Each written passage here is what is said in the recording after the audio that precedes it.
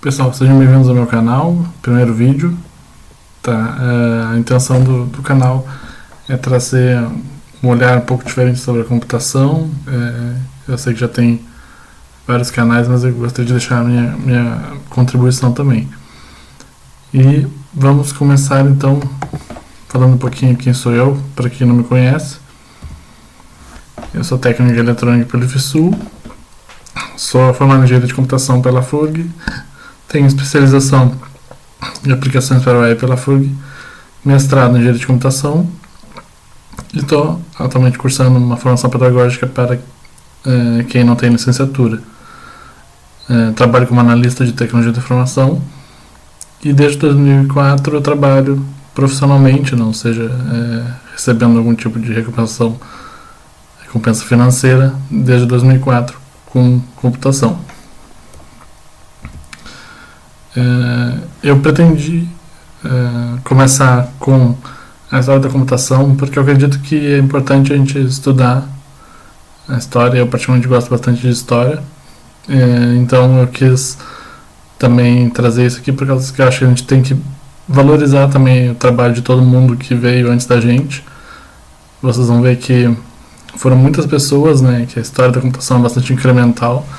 A gente não chegou aqui do nada. Foram muitas pessoas necessárias fazendo diversos trabalhos e tentativas para que a gente pudesse chegar até aqui hoje. Além disso também, como vocês vão notar, alguns conceitos eles caem em desuso, aparentemente não têm utilização, depois eles voltam a ser utilizados logo adiante. Então é importante que a gente conheça esses conceitos e eventualmente a gente vai poder até aplicá-los nos nossos problemas práticos, né? Também, é sempre importante a gente conhecer o contexto nas quais as invenções e elas acontecem e como que elas acontecem também, né? Para a gente possa também, na medida do possível, dar a nossa contribuição. Então, começando o estudo da história da computação, né? O que é a computação, né? Bom, podemos definir de várias maneiras, mas essencialmente a gente nota que sempre foi um desafio do ser humano ele fazer contas, cálculos, né? Então, num primeiro momento, essa definição de computação vamos adotar como se fosse simplesmente a realização de contas, né? Claro que hoje nós avançamos muito e o ler, escrever e fazer as operações é uma coisa que é considerada básica, né? Mas isso nem sempre foi assim na história da humanidade, né? Então sempre houveram pessoas que tiveram interesse em criar métodos ou máquinas que pudessem fazer essas contas e cálculos ou de maneira mais fácil, né? Que a pessoa pudesse seguir um método, né? Seguir uma sequência de passos para não errar, ou então que houvesse ainda melhor seria se houvesse uma máquina que pudesse fazer esses cálculos pelos seres humanos, né? Além de essa questão de que nem todo mundo conseguia fazer essas contas, né? A utilização de um computador necessariamente vai levar a menos erros, uma quantidade menor de erros, né? Afinal de contas, o computador ele é muito bom em repetir passos de maneira automática e também ele faz isso muito rápido, né? Então ele consegue fazer milhões de cálculos por segundo, sendo bastante interessante o computador, né? Claro que inicialmente as pessoas nem imaginavam a capacidade e as máquinas que a gente teria hoje, né? Bom, nós podemos pensar que a computação ela nasceu de duas vertentes. Ao a gente analisar a história da computação, para a gente conseguir entender e montar um panorama na nossa cabeça, a gente pode imaginar que de um ramo teve as contribuições dos matemáticos, né? E do outro, a contribuição das pessoas que trabalhavam mais na parte da física e na construção de máquinas, né? Sendo que ambos os lados foram essenciais, né? Nós vamos começar pelo lado da física, porque a matemática foi essencialmente praticamente o último passo, né, como nós vamos ver nessa aula aqui. O último passo antes da invenção do computador, né? Estou começando pelo lado da física. A gente começa então do lado da física com máquinas, né? Pessoas que estavam querendo fazer máquinas ou descobrir tecnologias que permitissem, porventura, a criação do computador, né? Uma das mais antigas, né, máquinas ou tecnologias que auxiliam o ser humano a fazer contas, né, é o ábaco. A data, ele tem cerca de 2.700 anos antes de Cristo. E a origem provavelmente é na Mesopotâmia, tá? Onde foram encontrados os primeiros registros do ábaco. Mas várias outras civilizações, a tecnologia do ábaco logo ela se difundiu bastante, né? E outras civilizações antigas já utilizavam o ábaco também, né? Utilizado principalmente para fazer as 4 operações, né? Até hoje ainda existe uma certa utilização, embora depois do advento do computador tenha caído bastante. Depois nós temos uma espécie de máquina, né, que é muito interessante, que ela foi encontrada em 1901 na ilha grega de Anticítera e com uma data provável de 87 a.C. É uma espécie de dispositivo mecânico utilizado para cálculos astronômicos, né, para calcular as estações e posição do Sol, da Lua. Tá? Então a gente pode ver aqui que tem algum tipo de engrenagem, né? Então é bastante interessante por causa que é uma descoberta bastante antiga, né? Então é uma máquina bem interessante considerando principalmente a idade dela, antes de Cristo ainda. Depois a gente tem alguma coisa que é um pouco mais moderna, no sentido de que permaneceu em uso por mais tempo, né?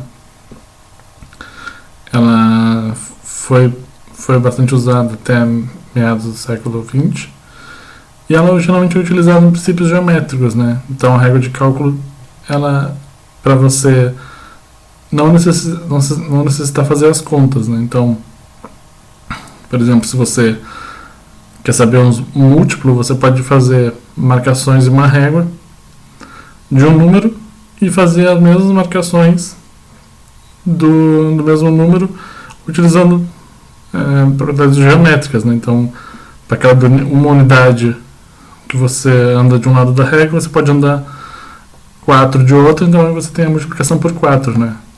Nessa régua aqui especificamente, essa parte, esse retângulo aqui é um retângulo que se move, né? Permitindo então fazer esses cálculos mais rápidos, né? Então, realmente com a calculadora, principalmente as calculadoras manuais, caiu bastante em desuso, né? Eu, particularmente, nunca cheguei a usar uma régua de cálculo. Depois, já bastante dando um pulo no tempo, né? Considerando que a régua de cálculo foi usada por muito tempo, nós temos esse inventor aqui, o Joseph Jacquard, que ele teve uma invenção muito interessante. Ele tinha um tear, ou seja, uma máquina que fazia tecidos, e esse tear funcionava de maneira automática, né? Automatizada, com base em cartões perfurados. Então os cartões perfurados tinham padrões de desenho, os teares liam esses cartões e faziam os desenhos nos tecidos, né? Aqui tem uma foto recente de um tear, ainda é usado em alguns lugares, né? E a gente vê aqui em cima um cartão perfurado, né? Então a máquina vai lendo esses cartões aqui e vai fazendo os desenhos correspondentes no tecido, né? Claro que aqui não é uma máquina que faz computação propriamente dita, mas ela é muito importante por causa que essa ideia de tu ter instruções armazenadas em cartões, ela acabou inspirando o outro inventor, que foi o Charles Babbage, e que projetou aí sim uma espécie de computador mecânico, tá? O que aconteceu, né? Então ele teve inspiração, ele chegou a conhecer o TEAR do Jacquard e ele propôs cerca de 1830, mais ou menos, ele propôs uma máquina chamada de máquina analítica, que era capaz de fazer operações matemáticas, também baseada na leitura de um programa. Porém, ele até conseguiu um financiamento para fazer a máquina, para trabalhar na máquina, porém, antes de concluir essa máquina, ele começou a trabalhar num projeto mais ambicioso, uma máquina que seria capaz de fazer mais operações aritméticas, que seria a máquina diferencial. Tá? Infelizmente, não havia instrumentos na época para que ele pudesse fazer adequadamente as peças da máquina dele. Então, em vida, ele não chegou a construir efetivamente, construir no sentido de concluir as máquinas dele. Né? Então, dessa maneira, as máquinas não chegaram a influenciar diretamente os computadores modernos, né? Mas a gente analisando com os olhos de hoje em dia, foi um feito impressionante. Né? Quando fez 200 anos do aniversário do Babbage, um museu, agora não botei aqui na apresentação, mas teve um museu na Inglaterra que construiu a máquina dele, né? E o mais incrível é que realmente funcionava, né? Então, utilizando uma tecnologia mais moderna para construir as peças da máquina, foi possível construir a máquina dele e a máquina realmente funcionava, né? Então, pode-se dizer que se o projeto tivesse sido concluído, teria sido o primeiro computador, né? Embora um computador ainda mecânico. Teve uma mulher chamada Ada Lovelace que chegou a conhecer o projeto do Babbage e chegou inclusive a criar uma espécie de programas, né? Na época a gente não tinha esse entendimento do que era um programa, mas ela escreveu programas para a máquina do Babbage. Então, portanto, ela é considerada a primeira programadora. E já ela publicou um artigo com as descobertas dela. Já nesses programas que ela escreveu, algumas coisas muito interessantes ela já detectou a necessidade de utilização, como por exemplo rotinas, repetição e saltos em programas, né? Então foi realmente uma coisa bastante à frente do tempo dela. Infelizmente, como a máquina do Babbage não foi construída efetivamente na época, os programas também não chegaram a serem executados, né? Depois, outro componente importante para efetivamente a construção dos computadores foi o relé, um componente eletromecânico, que tem vários inventores, isso é bastante comum na história da ciência, né, que eles trabalharam de forma independente e chegaram em resultados parecidos, né. Eu peguei um vídeo aqui que mostra como é que funciona efetivamente um relé. Então nós temos aqui dois terminais, tá? O vídeo não mostra por causa que esses dois terminais estão um na frente do outro, mas esse plug preto aqui está ligado no terminal e esse vermelho está em outro terminal. Quando essa ponta vermelha aqui encosta no terminal, é fechado um circuito nessa bobina aqui, né? E a corrente nessa bobina aqui induz um movimento ali na peça, né? Essa pecinha aqui do meio. Ó, percebe que a peça se mexe quando a gente encosta aqui nesse terminal, né? Isso aqui é um efeito da indução. Então, é como se fosse um interruptor, né? Só que é um interruptor onde não precisa alguém ir lá e ligar ou desligar o interruptor, mas ele é acionado por eletricidade, né? Então, alguns computadores modernos chegaram a ser construídos com base em relés. Depois nós temos a válvula termiônica, né, ou também mais conhecida como válvula eletrônica, né, um dispositivo que tem vários tipos e várias aplicações, né, dependendo da forma como ele é construída, né, que era também, essencialmente, tinha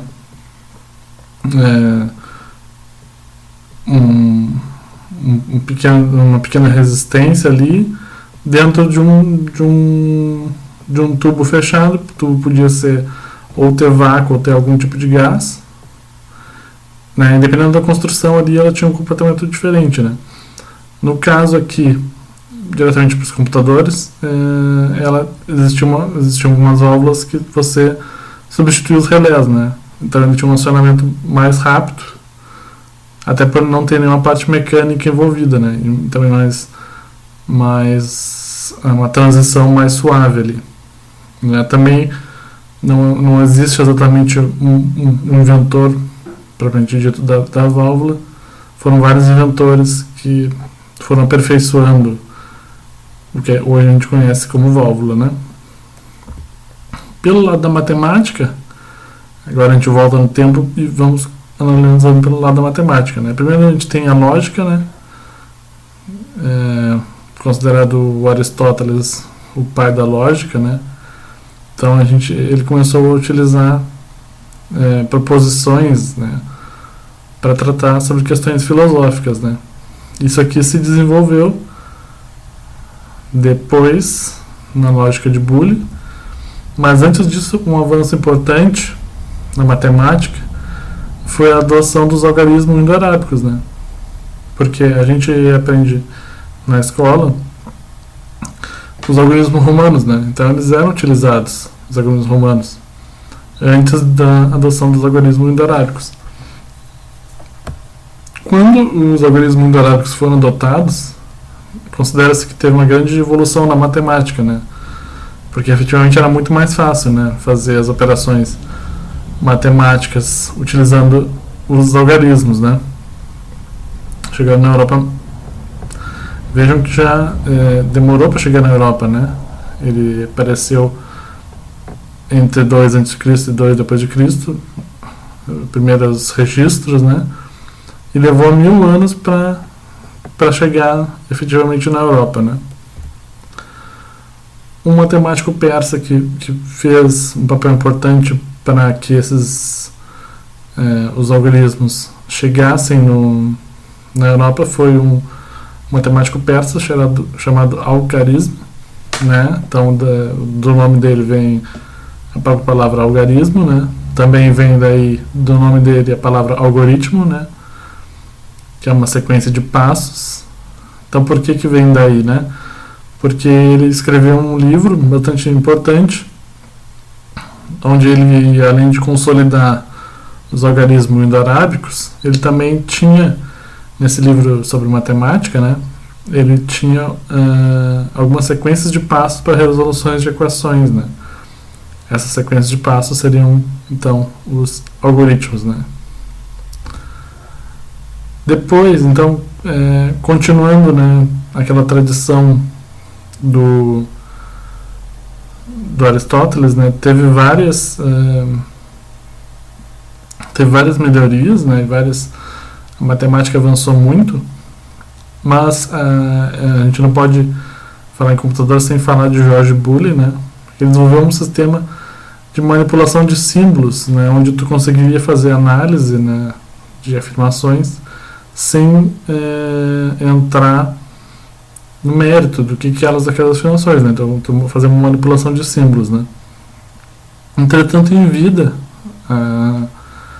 essa contribuição dele não foi tão valorizada, né? E só recebeu atenção no século seguinte. Por quê? Porque a álgebra que ele propôs, que hoje é conhecida como álgebra booleana, foi o fundamento do funcionamento dos computadores, né? Então, hoje os computadores, os circuitos que formam a base dos computadores, eles seguem todos a álgebra de Boole. Depois, já pulando aqui, né, estamos chegando já no século XX, um importante matemático foi David Hilbert, tá? Além de várias contribuições diversas à matemática que fogem do assunto dessa aula. Em 1900, ele elencou 23 problemas que ele considerou que seriam os problemas do século na matemática, né? Então, problemas de diversos tipos, né? E aqui para o estudo da computação, é especialmente interessante o 10º problema, né? Que, de uma maneira, tentando simplificar um pouco, né? Ele perguntava: existe uma sequência de passos, ou seja, um algoritmo, que encontra as raízes inteiras de uma equação diofantina. A equação diofantina é uma equação onde as variáveis só podem ser inteiras, né? Então as raízes, né, só podem ser inteiras. Existe uma sequência de passos que sempre encontra as raízes, né? Posteriormente foi encontrada a resposta a esse problema e não existe, tá? Não existe uma sequência de passos que sempre encontre essas raízes. Porém, no processo de tentar descrever melhor, de maneira mais formal, o que afinal de contas era uma sequência de passos, né? O Alan Turing ele acabou propondo um mecanismo formal, tá? Não é uma coisa, ele não existiu por parte do Turing nesse momento realmente uma máquina de Turing, efetivamente. É um mecanismo formal, tá? Que acabou sendo o modelo teórico computacional que a gente usa até hoje, né? Então esse aqui foi o fundamento que faltava para realmente para a computação, para todos os computadores depois, né? Um fundamento matemático. Então, o Alan Turing ele é considerado por muitos como o pai da computação, né? A partir da máquina de Turing, então houve uma corrida para efetivamente a construção de computadores. Também a gente não pode deixar de citar o Alonzo Church, que ele propôs também um mecanismo formal chamado lambda cálculo, e ele também estava trabalhando no mesmo problema do Hilbert, né, e ele inclusive orientou o doutorado do Alan Turing. Ele propôs o lambda cálculo, chegou nessa proposição um pouco antes do Turing, na verdade, né? E depois, posteriormente, foi comprovado que essa proposta do lambda cálculo era um modelo formal que era equivalente à máquina de Turing, né? Então, existia equivalências e você conseguia transportar os conceitos do lambda cálculo para a máquina de Turing e vice-versa, né? Porém, o conceito da máquina de Turing realmente ele é mais simples, então por causa disso ele acabou se popularizando mais, né? Mas o Church também é muito importante em definir realmente o que era a computação, né? Bom, para o vídeo não ficar muito longo, eu optei por dividir em duas partes, tá? Então chegamos aqui até 1936, que foi o ano que o Alan Turing propôs o modelo teórico da computação, né? Então na segunda parte do vídeo nós vamos ver efetivamente os primeiros computadores, né? Algumas coisas que nós vamos ver no próximo vídeo também. Quem que foi efetivamente o primeiro computador, né? Como quase que a história esqueceu ele, né? A importante participação de Turing na Segunda Guerra e o que acabou acontecendo com ele depois. E um engenheiro que deu uma contribuição tão importante para os computadores que o seu nome acabou virando referência na construção de computadores, tá? Então vai sair no próximo vídeo. Minha ideia é lançar os vídeos de 15 em 15 dias, então daqui a 2 semanas a gente continua. Tá? Essa primeira parte aqui eu utilizei principalmente esse livro, História da Computação, do Cleusio Fonseca Filho. Esse livro é muito bom, eu recomendo que vocês procurem ler ele. E também utilizei para algumas datas e as imagens a Wikipédia e também alguma coisa da minha memória que eu tinha lido de outras fontes já há mais tempo, né? Também das aulas, etc e tal. Mas realmente esse livro é muito bom, eu recomendo que vocês leiam ele. Aqui o link das imagens, tá? E quem quiser baixar essa apresentação, ela vai estar em slideshare.net/Vinicius Aques. Então tá, pessoal, espero que vocês tenham gostado e que, se vocês gostarem, deem aquele joinha, comentem ali alguma dúvida que possa ter ficado, alguma coisa que eventualmente eu possa ter cometido algum equívoco. E em 15 dias a gente se vê. Valeu!